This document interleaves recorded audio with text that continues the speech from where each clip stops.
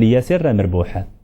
اقتسام النقاط كان هو العنوان الأبرز لمواجهة السوسيين بنظرائهم الحسيميين في حوار متميز ارتجى منه الجميع فرجة وإثارة.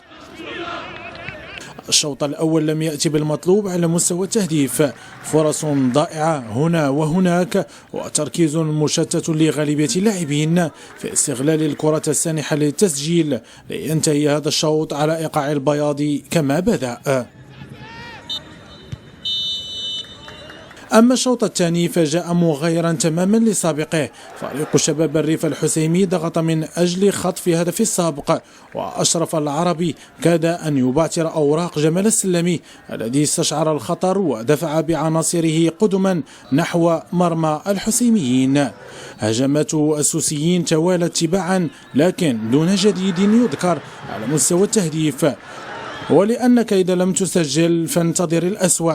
شباب الريف الحسيمي يحصل هنا على ضربة جزاء تكلف بتنفيذها اللاعب عبد الحق الطلحوي معلنا عن الهدف الأول في المواجهة، هدف أفرح معه عبد القادر يمير حتى وإن كان وراء القضبان، لكن هذه الفرحة اغتيلت بعد استغلال حسن تقدير للدقائق الأربعة المضافة بعدما تمكن اللاعب محمد نصري من تسجيل هدف التعادل في الوقت الميت، لينتهي الحوار بلا غالب ولا مغلوب.